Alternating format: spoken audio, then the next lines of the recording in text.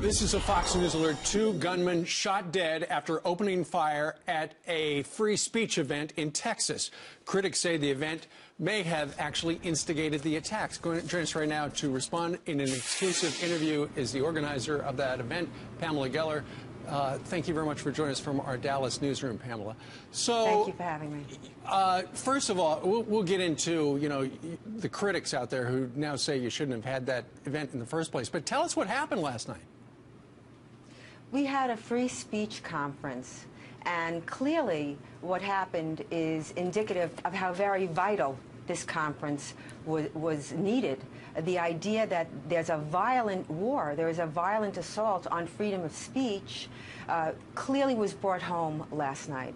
Sure. The contest, Draw Mohammad, was at the center of this here. Pamela, were you concerned that you were going to have another Charlie Hebdo on your hands? Look, my colleagues and I have been traveling with armed security for the past 10 years. There is a war on free speech. We entered a new era last night because this wasn't Paris, this wasn't Copenhagen, this was Texas. And there were 300 freedom lovers in that audience, listening to Geert Wilders, Robert Spencer, and the winner of the cartoon, the drawing contest, who, by the way, was a former Muslim, Bosch Fawston. It was an art exhibit showing depictions of Muhammad all throughout the past 1,400 years. Pamela, can I ask you something? Do you believe that there was another way to go about expressing freedom of speech and your rights that would not have been considered to be offensive by Muslims? Yeah. Inoffensive speech needs no protection.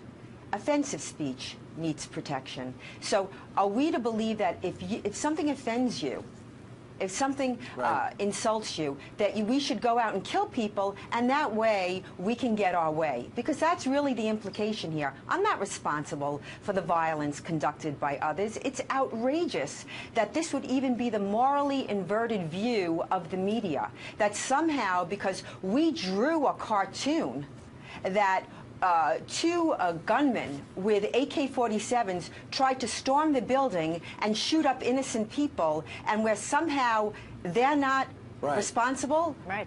It's just incredulous to me. Now, Pam, when you said you want to fight for freedom of speech, who's fighting against freedom of speech? The gunmen are fighting against freedom of speech. Who are they?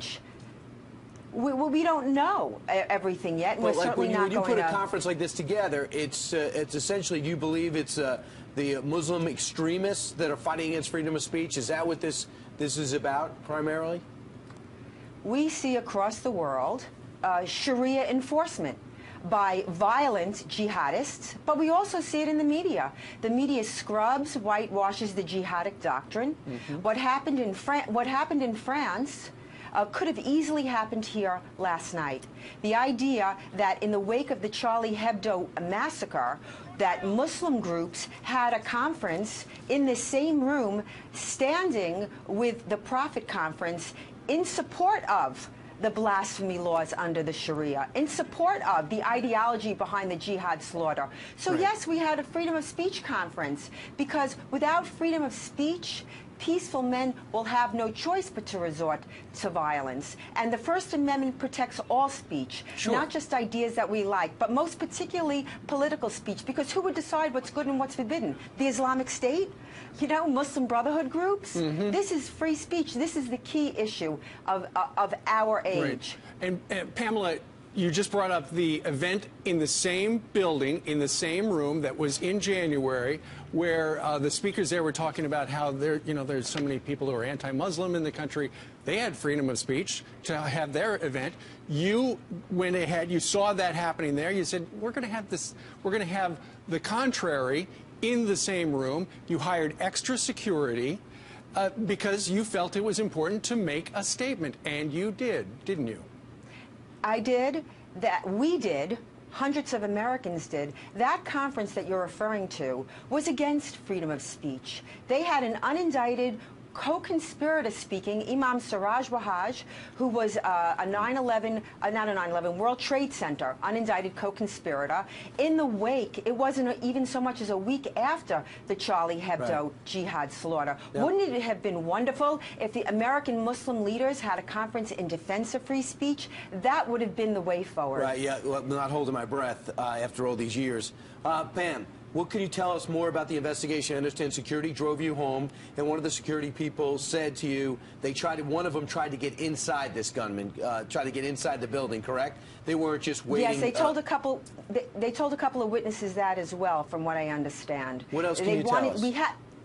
We had the event. It really was quite wonderful. I understand that when the event went into lockdown, after the incident, you had 300 people singing the Star-Spangled Banner and God Bless America, which speaks to the great American spirit, even in the wake of such horror. My family is with my thoughts are with the family of the police officer, the brave police officer. Kudos to the Garland Police Department. We had to pay an additional $10,000 to the Garland Police Department, and we had our own private security force. Right. Again, this speaks to the low state of freedom of speech in this country, that in order to have a conference on freedom of speech, you have to spend upwards of $50,000. Pamela, quickly before we go here, do you believe that you and Geert Wilders were specifically targeted here, or was the event specifically targeted here? What have you been told? I do not believe that Geert Wilders or myself was specifically targeted. I believe that freedom of speech, that our unalienable right was targeted. This is the war. This is the war, and it's here in America now. One other thing before you go, Pamela. There are a couple of news reports out there that these guys may have had a connection to ISIS. And ISIS, a known ISIS fighter, tweeted out, the shooting was carried out by 2 pro-ISIS individuals, and another ISIS supporter claimed on Twitter one gunman called himself Sharia is life, another ISIS-connected person. What do you think about that? Yes. Well, I'm sure the president will take to the airways to assure us the Islamic State has nothing to do with Islam. But the fact of the matter is that this is the Sharia. This is the blasphemy laws under the Sharia, and they mean to impose it. And when Hillary Clinton, goes after the YouTube video and we arrest the maker of a YouTube video, that's Sharia enforcement. That was the first political prisoner under the Sharia in this country, and people better wake up to what's going on and start taking back their freedom, start fighting back. So you'll do this again, Pam? Yes, I will do this again. In Texas? I don't know where, but we will do this again. We will not abridge. We will not abridge our freedom of speech in order to, not offend savages. Okay. This is why this country was founded. This is our founding fathers. This is the First Amendment. This is crucial. You're hearing from the president of the American Freedom Defense Initiative, who organized the event there, Draw Mohammad, in Texas yesterday, where the shooting occurred. Pamela Geller, we thank you for your time.